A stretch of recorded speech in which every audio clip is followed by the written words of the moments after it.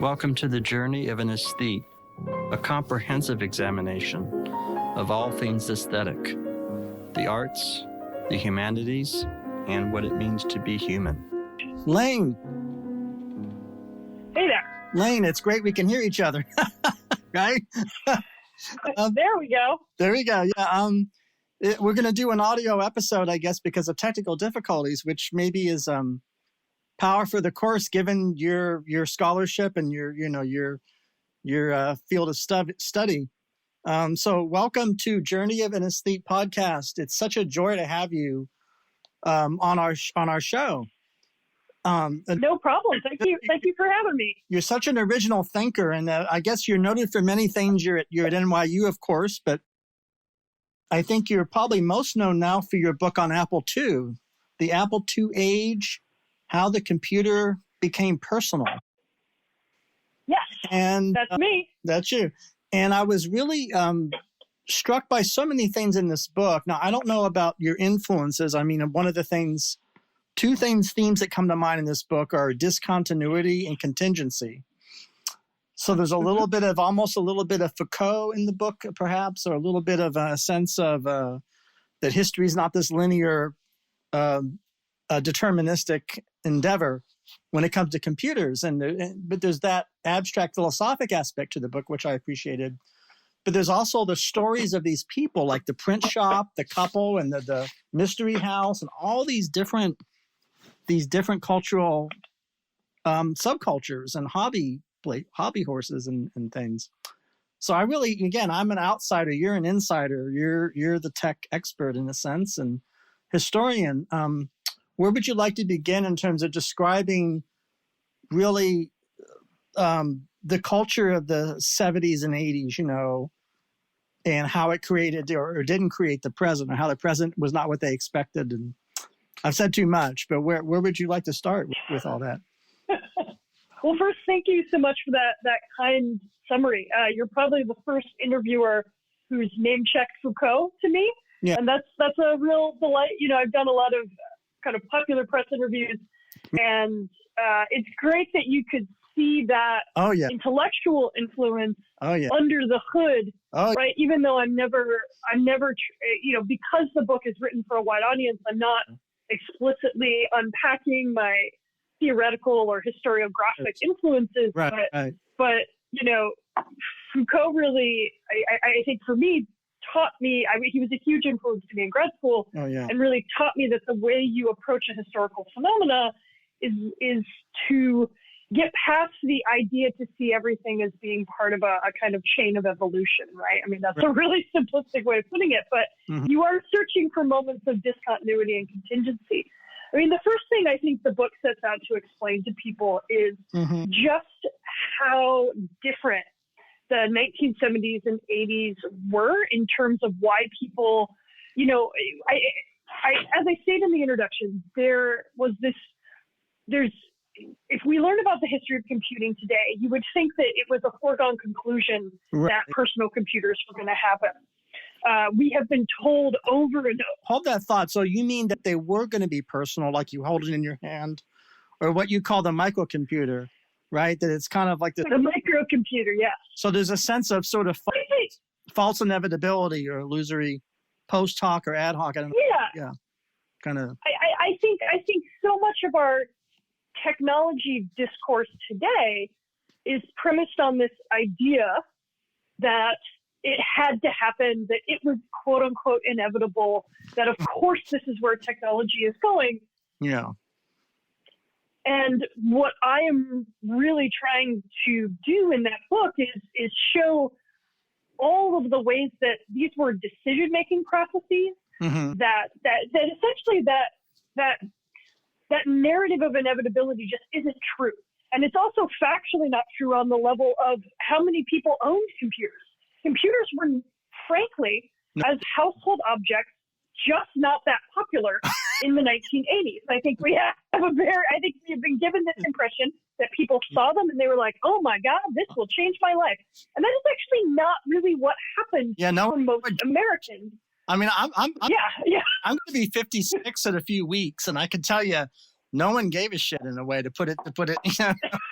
It was only right. Yeah, there was Cognoscenti, or again, I do respect sort of the visionaries that were into this stuff, but I was not among them, and it was not a widespread, as you point out, in this book, it was not a mainstream thing. Even though it's I think a lot of those.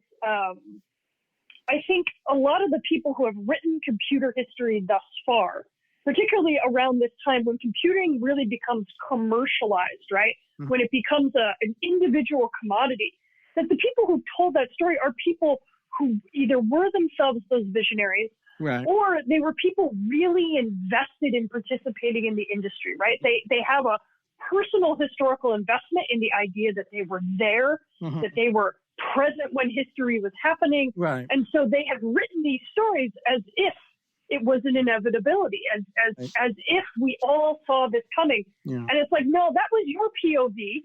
And the fact that you happened to kind of be, the fact that it turned out that way was not actually about just the power of the computer itself. It was actually about a whole lot of other things. Right. I think one undercurrent of the book really being, it was about the way that the invention of the personal computer and the microcomputer was wrapped up in like capitalist investment goals in the United States during the 1980s, for sure.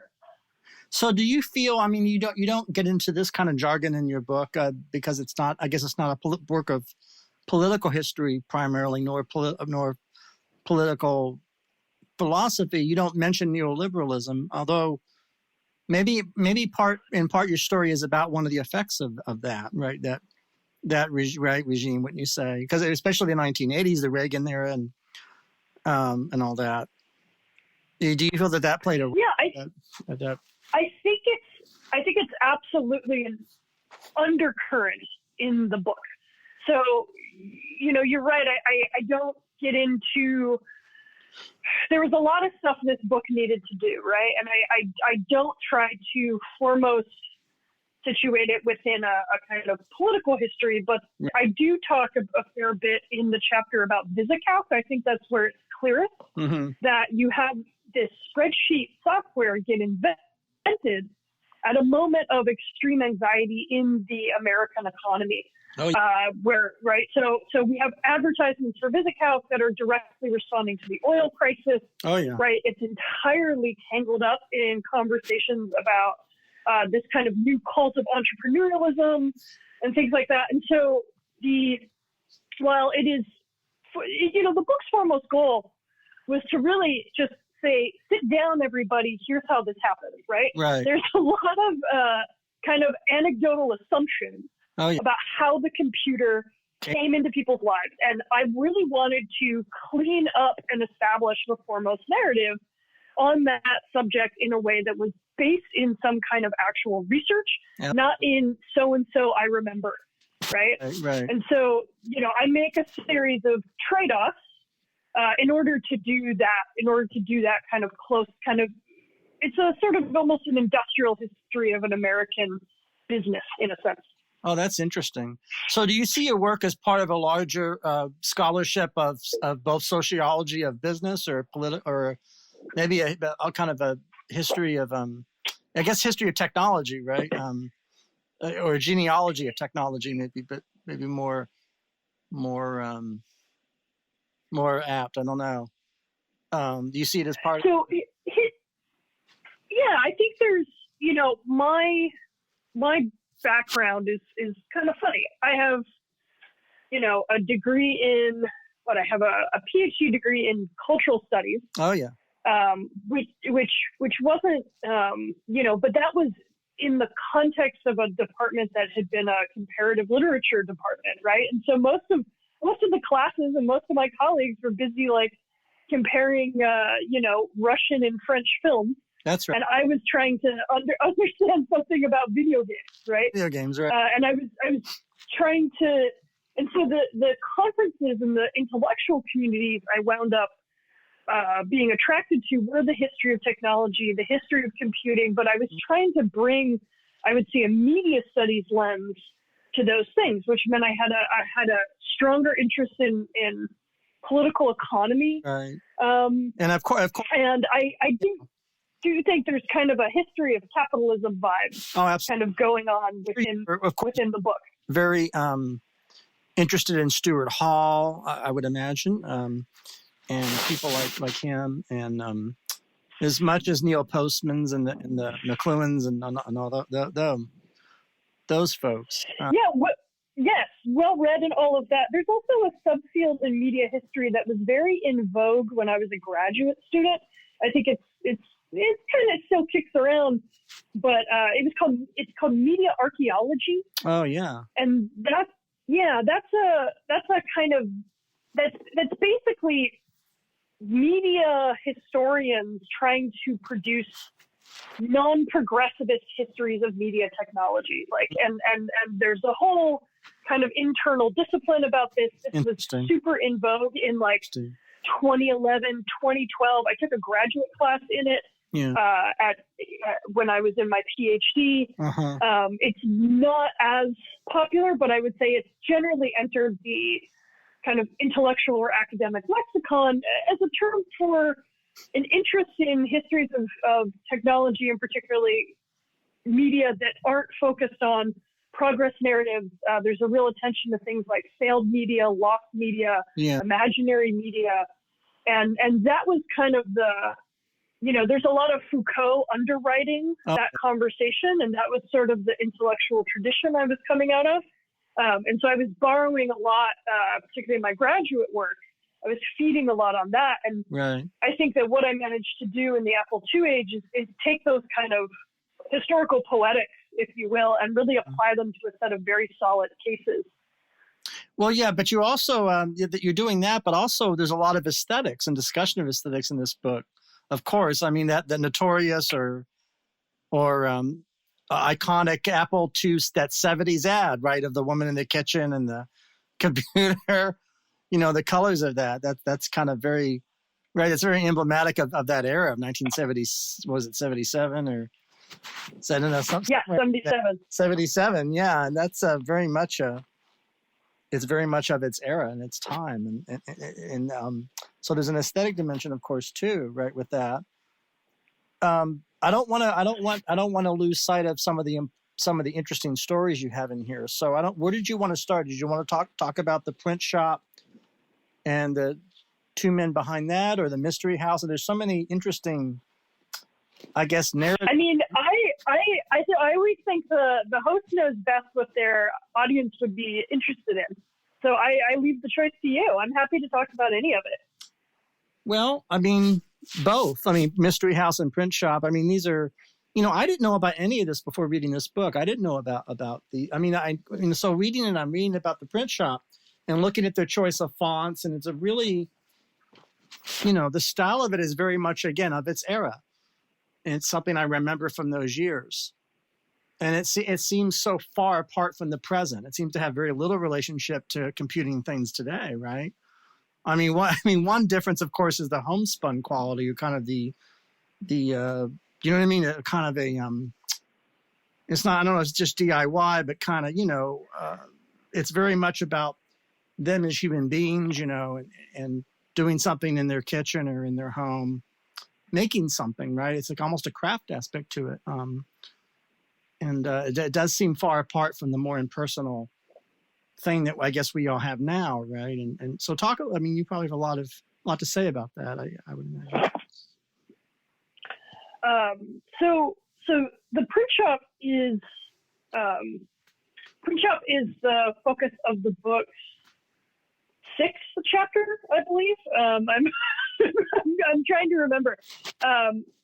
So the way the book is organized is that I'm trying to give an overview of the rise of the American software industry told through different software categories. Mm-hmm. And so the idea for me is that categories, right? Business software, game software, home software, education, actually form the rationales for why people bought computers. So that these categories tell us something about, they kind of index use patterns, right? Mm. And so I talk about the print shop in the context of a larger chapter on home computing. Right. and what it meant, and particularly the home, quote unquote, home software market. And what did that mean, right? What did it mean to talk about home software? This was really the one kind of software that was invented from the ground up for a domestic microcomputing market, right? In mainframes and mini computers, there had been business software, there had been games, but insofar as computers had never previously been in the home before the late 70s, there was suddenly this idea of, well, what kinds of domestic tasks can we make computers do inside our homes, right?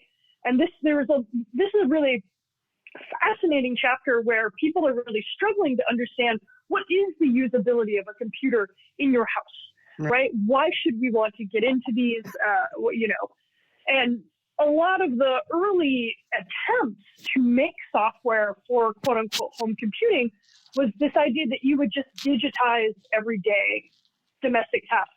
So, I'm going to make a digital recipe organizer, or I can manage all of my mailing lists on a computer, right?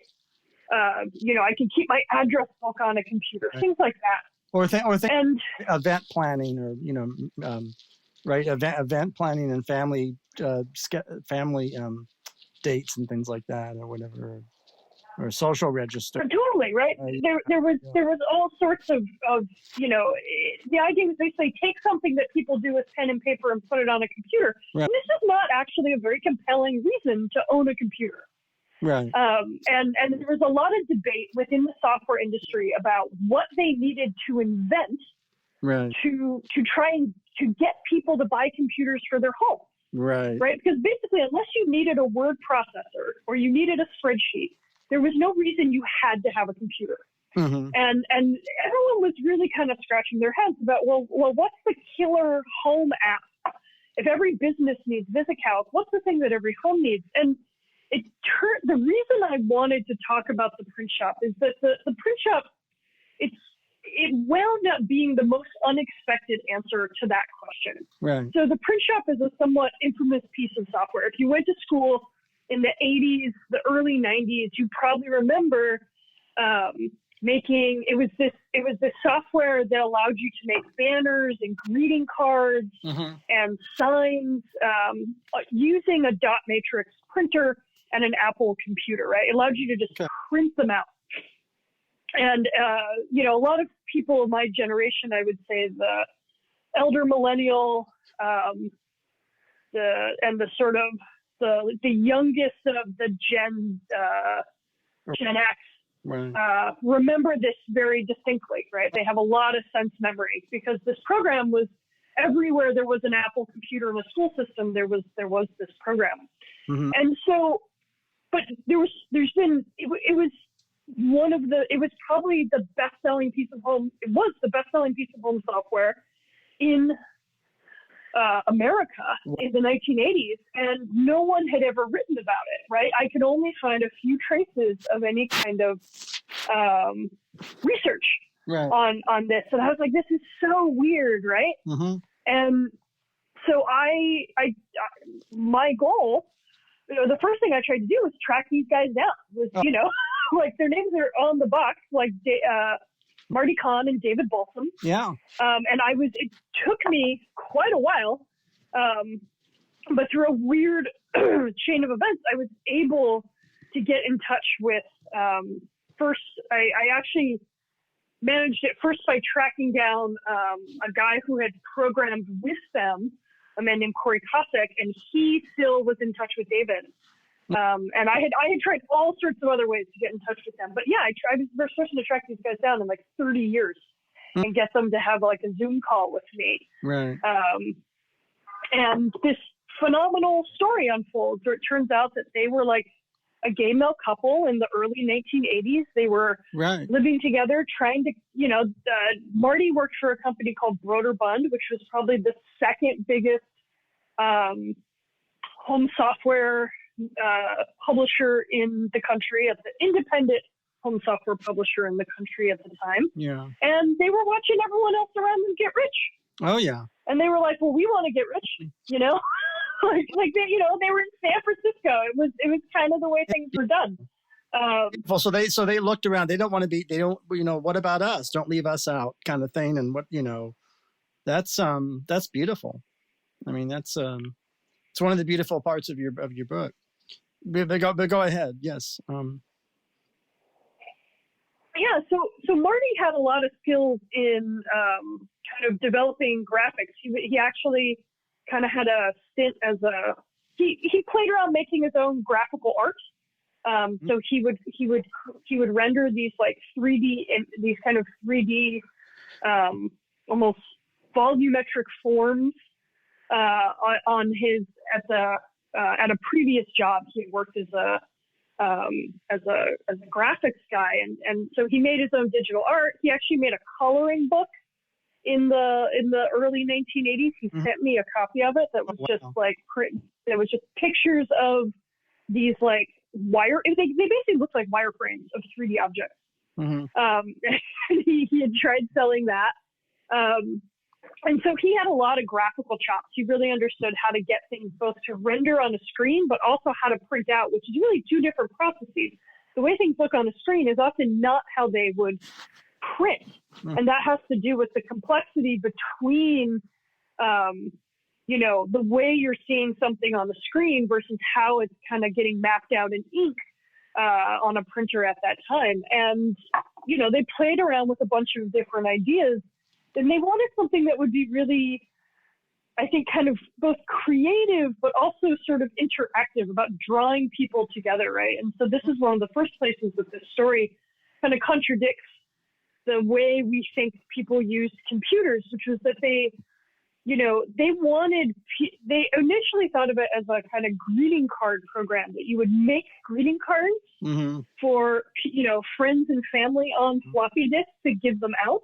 But that was there wasn't a big enough market for that, right? It would require the other person to have the same kind of computer you did. And, so they kept talking with their potential publisher and playing around with the idea, and finally figured out, rather than creating things that just lived on a screen and were shared, where you could like mail a floppy disk greeting card to somebody, what if you could print it out and actually make the object? And this was a huge kind of mental pivot in the idea. But it made a ton of sense. Marty had always printed his artworks. They weren't things that were really designed to be on screen. They were things that were designed to be experienced on paper. That's right. And so it was a mental shift that made a ton of sense. Yeah. And it was where the fun factor of the program really came from. Wow. For the print shop. Wow. Do you see, that's sort of San Francisco at that time, and part of that history is you're saying that there's the official version, and you're putting a spotlight on these stories that are part of the history, which is great. So it's great you got to meet them and actually see some of their artwork, or they sent you some of their what they had done. Yeah, I mean, it was only over Zoom, but both Marty and David were very generous.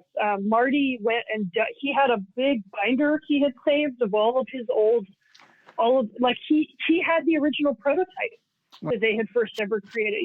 He took photos of stuff and sent them to me. Both of them gave me several hours of their time for interviews. I was very, very fortunate to have been able to have develop a nice relationship with them both. Well, it also connects to Mystery House in a way, right? There's a similarity, or maybe it doesn't. Maybe you could talk about the woman behind Mystery House, or that. I mean, again, as an outsider, it looks to me like a very early kind of game, or very, some kind of interactive game. That we'll talk about that, because you cover that in your book. Yes. So maybe the strongest relationship that Mystery House and the print shop have is that they were both really exemplary. They were ideal examples of what it meant to create novelty with a computer. So the print shop was something that was considered remarkably fun. People wrote about it as if it was a game, even though it wasn't a game, right? There were no rules, there was no win state. but people found it totally exciting. And the print shop, Mystery House, which came out a few years later. Mystery House was released in 1980. Wow. So Mystery House was what we would call a graphical adventure game. And what that means is that you saw an image on screen that was a kind of it was a picture of the setting that you were in. And there was a textual description that kind of told you where you were. And then you would type into the computer to do various things, right? Open door, if you saw that there was like a key on the floor in a room, you might type take key, right? And that key would go into your inventory, right? So you would move from room to room to navigate this space and try and solve puzzles. This game was developed by a husband and wife team. Roberta and Ken Williams. That's right. And they would wind up going on to become very famous in the history of games. They founded a company. Mystery House was the first game that allowed them to found a company called Sierra Online, which became, by the 1990s, the largest publisher of home entertainment software in the world. But Mystery House, a lot of the ways that people had written about this game historically, I mean, if you Google Mystery House, Sierra Online, or Mystery House game, you'll see a lot of images that come up and everything looks like a stick figure, right? It was very rudimentary drawing, kind of because it had to be. The resolution of computers at that time was so low, especially for like a personal microcomputer, right? That the images look very rudimentary, but just getting an image or getting that many images, Mystery House had over 100 individual rooms, 100 individual pictures. I mean, that was astounding to people in 1979, 1980, when this game first came out, right? It took a lot of, there were some particular coding tricks that its main developer, in the relationship between Ken and Roberta Williams, Ken was the sort of programmer and engineer, and Roberta was the creative type. She did know how to use a computer. She did do a little programming, but she had no interest in doing it formally to create the game. And so all of that was left to Ken. And Ken really had to rack his brain to figure out how to give Roberta what she wanted. She had this kind of grandiose vision of many different rooms and screens. And Ken had to kind of haggle her down into what could literally be fit on a 5 1/4 floppy disk, which held somewhere in the vicinity, I believe. I don't actually have my own book with me here, but I want to say it held maybe like 1.5 megs total at the time, maybe even less. The density went up over time, but I think around that time, you're looking at about a megabyte and a half.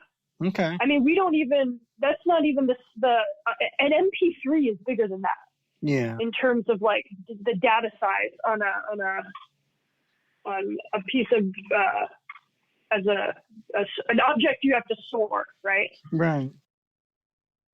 Everybody needs an anchor in life. You, me, just everybody. Anchor made this whole show possible. I'm immensely grateful to them. You too can use Anchor to make your own shows and create your own vision. Download the Anchor app or go to anchor.fm to get started. Well, that's you go into great detail. It's very entertaining, I must say. I mean, it's these people seem to come alive in your book. Have you talked to Roberta and have you been able to contact them? Yeah. So the reason I chose to write about Mystery House for the games chapter, that was a decision of expediency more than anything else. My dissertation project was originally about Sierra Online. So I have actually done probably a decade's worth of research into Ken and Roberta Williams, their company, Sierra Online. That's a company that has a 30-year history. I've done over 50 oral histories. Wow. With people who across, basically from the factory floor to the C-suite, across a multi-decade time span, And that was supposed to be my first book when I came into my job at NYU. And it just turned out that that book was too big to finish before I went up for tenure. It was really a pragmatic constraint that caused me to set that book aside, because the book was just going to be a behemoth. It's now my second book, the book I'm working on now, and it'll be a history of the computer software industry. But it was, you don't have a lot of years to write a book when you show up at a new academic job, and so it was the advice given to me that it was basically, if you don't want to compromise that this Sierra book, you should write something else that you can write faster. And somehow the nearly 400-page book that you read, The Apple II Age, was somehow the book I could write faster. That's why it focuses on such a short period of time, basically 1975 to 1985. It focuses on a single platform, and it gives you these sort of small company histories. And that I had done in order to understand Sierra Online when I was a grad student. I had to do so much work teaching myself about the early history of the microcomputer era, because that was when Sierra Online started. And there was no book telling me what happened then, right? There was a lot of anecdote. There was a lot of glorified biographies of Steve Jobs and Bill Gates, but there was nothing that really explained how did this industry happen. Right. And so I had spent years of my life understanding that. And it just so turned out that when I asked myself, what can I write quickly? I was like, I can write that story pretty quick, because I know it really well. I had to teach it to myself. And so, I already had all of that research on Mystery House already done. And so that allowed me to write that chapter very quickly. And so part of the reason so I've talked with, I've studied the whole history of that company.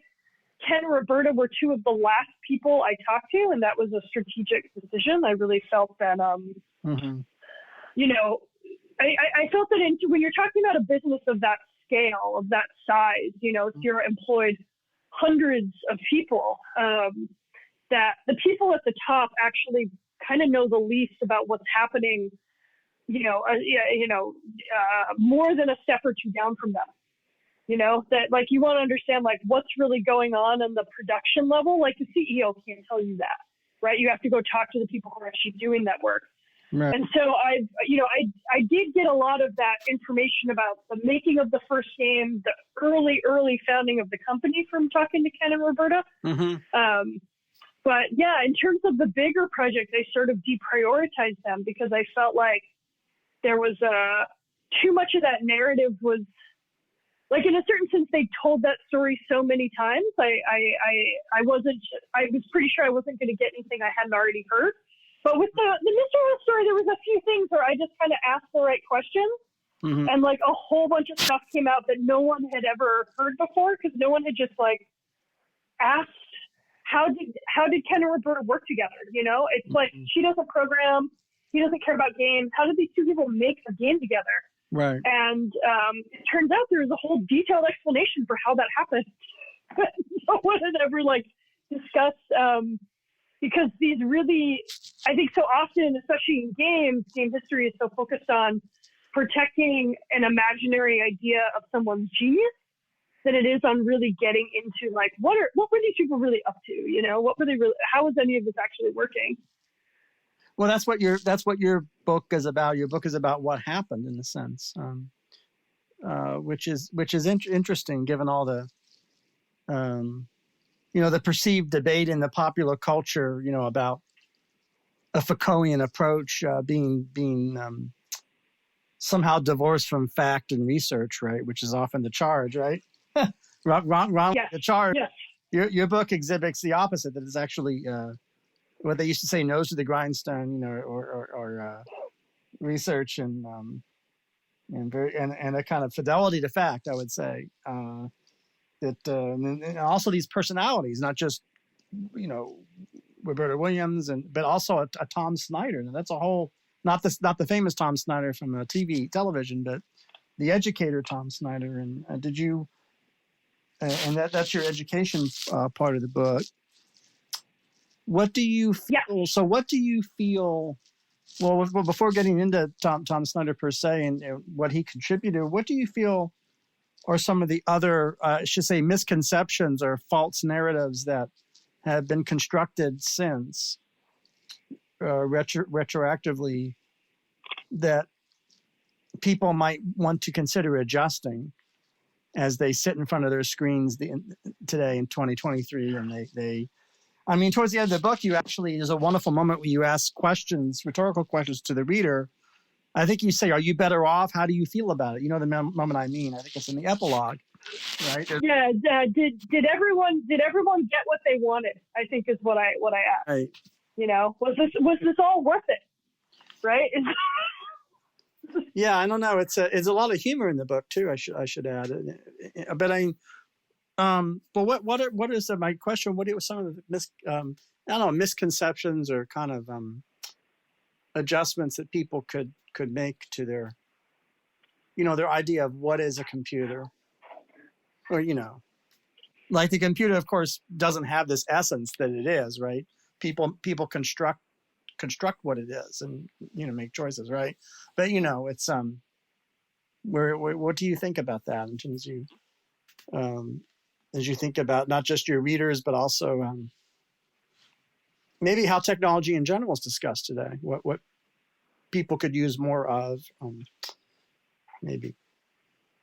Yeah, I mean, I'm finding myself drawn back to two of the words you said very early, which is contingency and discontinuity. I think that one of the things I've said in kind of a flip way about my own work is that I want to write histories that imagine better futures. And what I sort of mean by that is that I want to I really want to kind of take the history of computing away from the people who think it's theirs, which is this kind of like techno-roddy class of, like hardcore computer geeks and Apple fans who want to construct this history as if they're the only people that made it, as if it's kind of meant to not just made it, but also as if these histories exist to like flatter them. I think we have a lot of technology. It's a big stories. Hold that thought. It's a bigger problem. So yes, there's that, but the other problem is that it's informed only by their own sensibilities, and then they oppose it on everybody else, on the rest of the world. So it's twofold. It's not only they want something that flatters them, but it's always what they want, right? It's always like, right? It's kind of, go ahead. I didn't mean to interrupt. Yeah. No, absolutely, right. So when if you only write history kind of to please your own interests, and so many of these interests are about insisting that there are a small number of genius people in the world who tell us what the future is. Yeah. Then we really have like no ability we lose all of our inability to like meaningfully enact change if we aren't in the genius class, right? That we're supposed to just receive their brilliance, right? And you can see what that has turned into. It's turned into the mess we live in today, where like figures like Elon Musk or Jeff Bezos command not just, technological empires, but they rule entire areas of the economy, right? That they have more power in many cases than elected officials, right? Oh, yeah. And that this is supposed to be like a good thing. Yeah. Oh, cool. A big part of my book, one of the ways I try to simplify what I'm saying is that, knowing that Steve Jobs co-developed or co-designed the Apple II does not tell us anything about why people wanted computers. And so a big part of my argument is we have to move the target in terms of what we think computer history is about, right? That like the story of a genius doesn't tell us anything about why someone gave a shit about a computer, about why someone wanted to buy them, or why many, many, many people didn't. Like there's nothing about Steve Jobs' history or the computer itself that can inform us of that. Right. And we have to get away from turning both these people and I think these objects into kind of fetishes. That's right. Which I think a lot of tech history does. Yeah. To get a story that actually makes sense, that like kind of really just like gets under the hood of how this stuff actually happened. And Right. one of the things they keep coming back to is that there were very powerful financial motivations underwriting all of this. That's right. And that it was not like, oh my God, this technology, I just can't live without it. It was like the reason you were being convinced you couldn't live without it was because there were millions of dollars of marketing, was because there was a concerted effort to get these products into schools, to get them in front of people, like to convince people that if we didn't keep pace technologically, we were going to fall behind globally. And that created a culture of anxiety that was kind of suffused the 1980s that, as you pointed out earlier, underwrote an entire set of theories about neoliberal economic policy. And you can see all of that, in this, my hope is that like I write this book and somebody else comes along and uses it to build on, how personal, to write that political history of the personal computer in the age of neoliberalism, right? I feel like my book is the beginning of that story. Well, yes. And it sets somebody, it sets somebody else up to go and do that work. Yeah. I mean, that's exciting to me because that means there's somebody else that's going to pick you up on what you started here. I think historians, historians have to think that way, right? You can't do everything. Right. You parcel out a problem of the right size for yourself, right? And for the time you have and the research you've done. And then what you really hope for is something additive, right? Where someone comes along and the foundation of that book becomes, well, quite literally a foundation. It becomes a thing that other people can build with. And if I've pointed readers in the right direction and I've laid the right groundwork for other historians, then that work should be easier rather than harder to do. Okay. Well, that makes a lot of sense to me. I think that it's again, I want to come back to this Tom Snyder. Do you feel that you want to discuss aspects of him, or is that? Yeah, Tom Snyder was a really fun guy to track down and interview. I had a real blast having a conversation with Tom. What did you like about so first the Tom Snyder chapter, we're talking about chapter 7, which focuses on educational software. And, Tom happened to be a developer of a couple of early, Tom had a very kind of multifaceted history, but he created these 2 games called Super Troops. And those are the games that the sort of case studies that I focus on in that education chapter to take us through this narrative about how education software developed in the early to mid 1980s. But what did you find interesting about the Tom Snyder chapter, or about Tom himself? Well, it's mainly interesting to me because it's stuff I knew nothing about. I mean, partly because I'm not a parent. I haven't been a parent, so I don't know much about. I also haven't kept really in touch with educational theories, and all that. And that's his beat, right? That was his thing. And I guess it was interesting his religious background, of course, the Society of Friends, the Quakers. And yet he developed these ideas, right, about what education is, which is interesting, right? I'm wondering your thoughts about that, your thoughts about education in general, if that's how they connect to Tom Snyder, the person. Yeah, Tom was someone who he had a sort of multifaceted background. He had an interest in computing when he was very young. Then when he sort of became a teenager, he was more interested in like rock and roll and getting girls. And, he became a musician for a while. Yeah. He was a real kind of, Renaissance guy. He had a lot of different interests, a lot of different passions. And he just, at some point, the kind of music career was not maybe gonna make it huge. And he also decided to go into teaching. And around that time, he met a woman who became his girlfriend, and later, I believe, his wife or his partner. They're still together. Wow. And she was Quaker, and she was part of the Society of Friends, and so was he historically. But he had sort of he began practicing more once he was with Anne Waddington, I believe her name, the name of his partner was. And Quakers have this interesting idea of how they commune with God.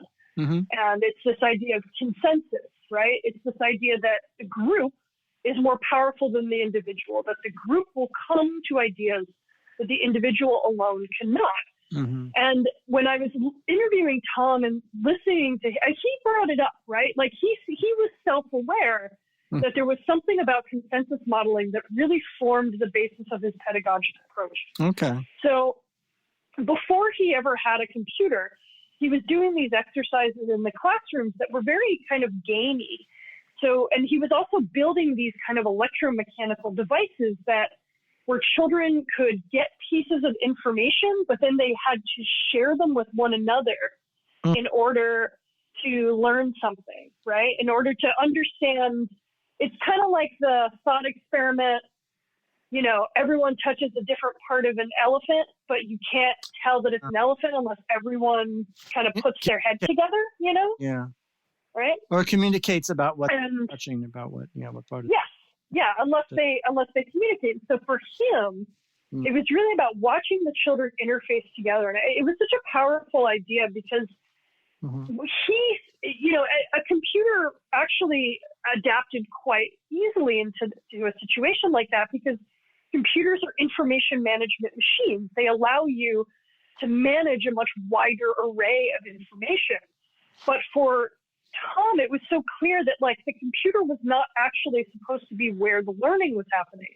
The computer was a facilitator, and where the learning was happening was in the interactions between the children themselves. And I just always thought that was such a powerful model of what the point of the computer was in education, right? Was a facilitator, not a teacher. Well, it couldn't be more opposite than what I'm sure schools are like today, which is all about everybody stuck on the screen, right? And kind of looking at the screen, right? Well, and basically, as soon as you had personal computers, you know, school districts which were being increasingly defunded, were constantly trying to figure out how do we take these technologies and use them to kind of maximize educational value, right? And you know, it turns out that doing flashcards on a computer sucks as much as doing flashcards at home, right? Like it's not any more interesting just because it's on a computer.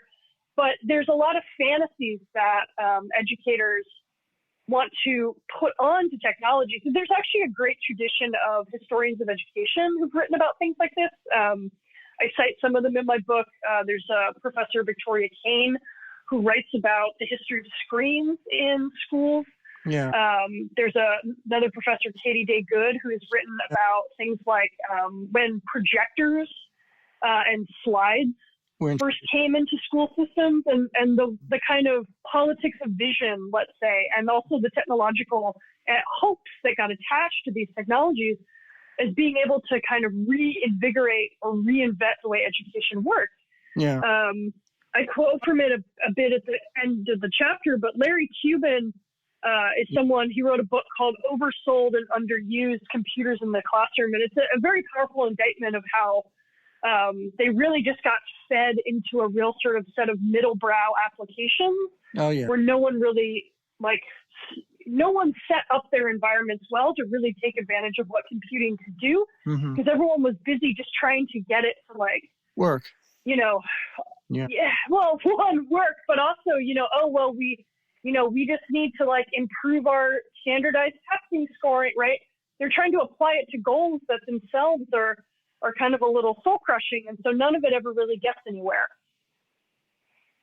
Do you feel that there's a connection between the domination by the test in the contemporary period, you know, teaching to the test, everything's about the test, and some of the things we've been discussing, or the how the computer ended up? Is there other connections to that? Or are they? I mean, that's a great question. I don't have kids myself, and I don't know a lot about.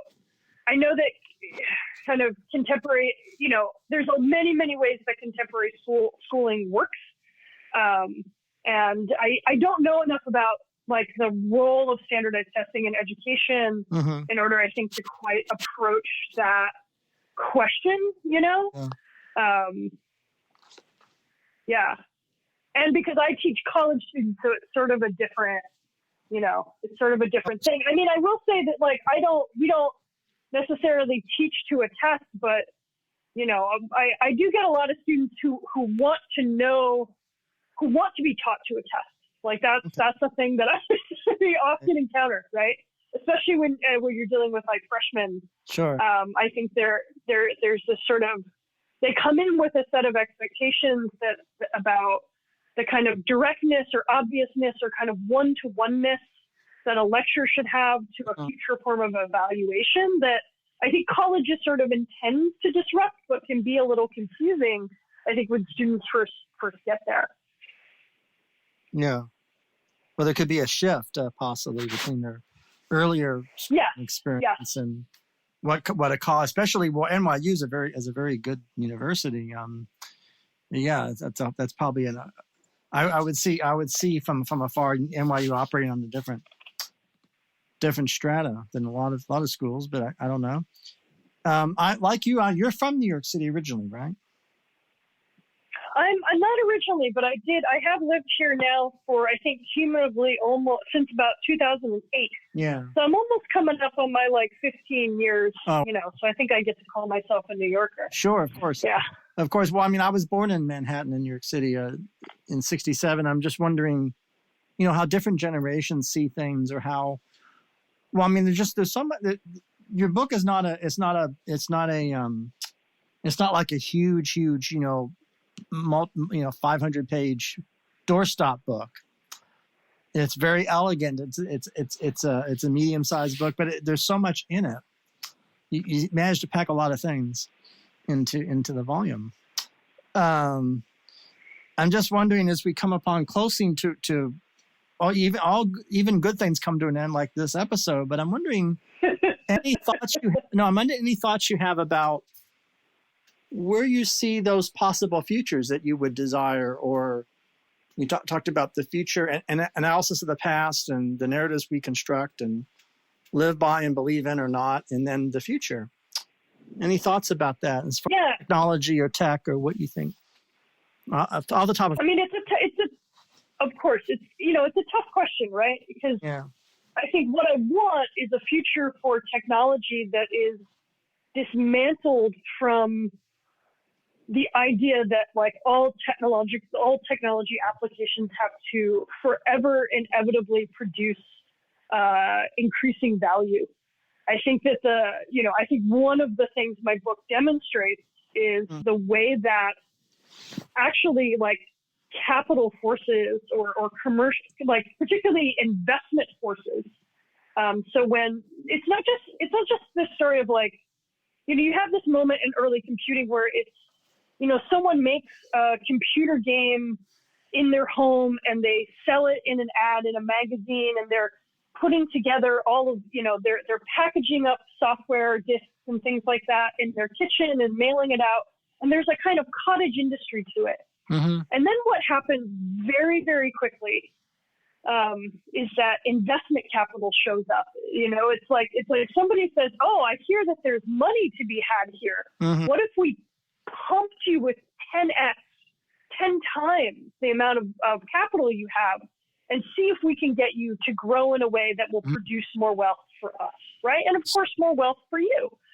And that tendency, right? That the role of venture capital really in technology, in seeing technology as this space for high risk, high reward returns, I think has really flattened and diluted what we think technology is for, right? Mm-hmm. You can't make a social media platform today that isn't underwritten by advertising, because that logic got built into the internet, into the commercial web very early, beginning in the 1990s, right? Right. We didn't have to monetize the internet that way.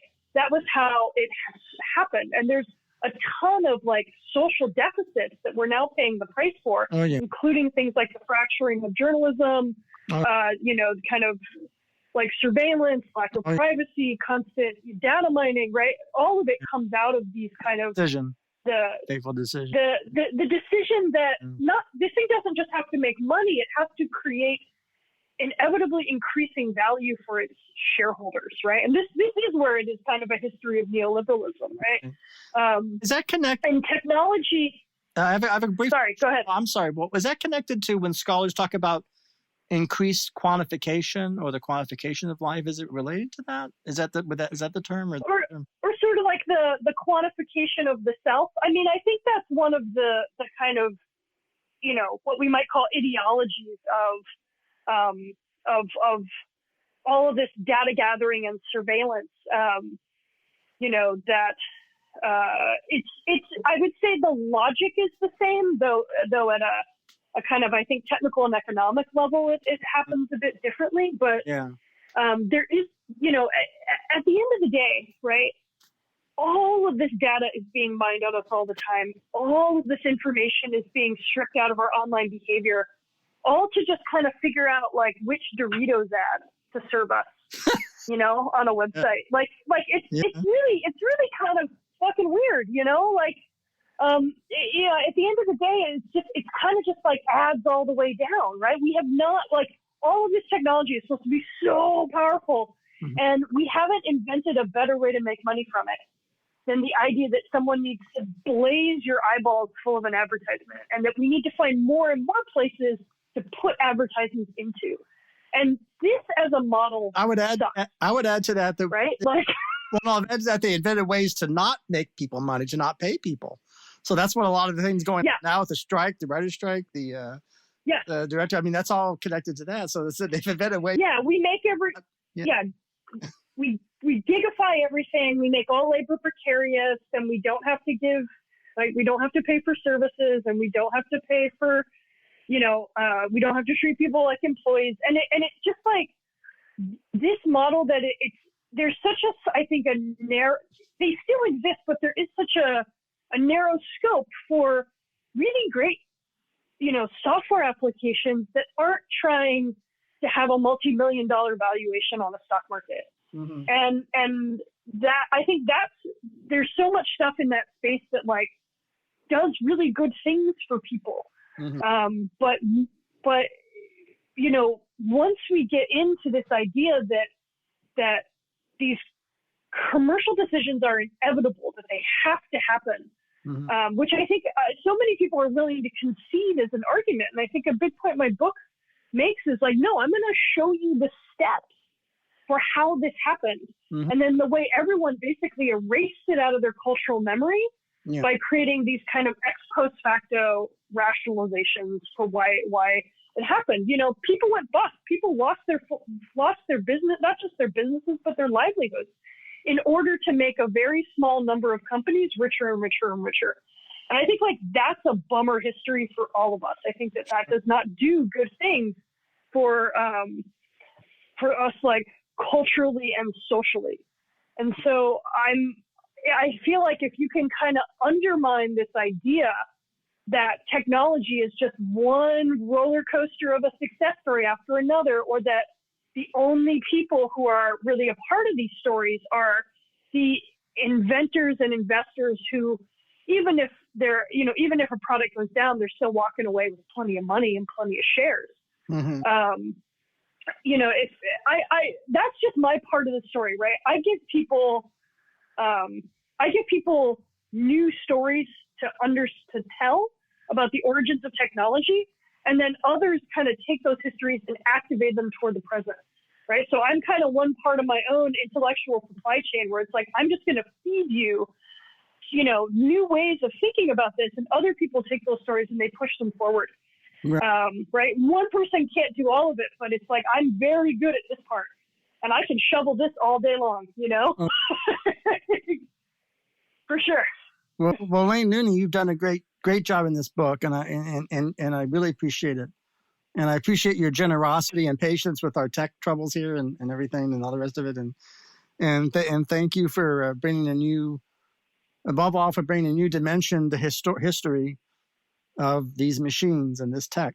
So thank you very much. Oh, thank you so much, Mitch. It was an absolute pleasure to speak with you, and I'm so glad you liked the book. Thank you. Have a good week. Bye-bye. You too. Thank you. Bye-bye. I don't like goodbyes, so I'll see you soon, folks. Thank you.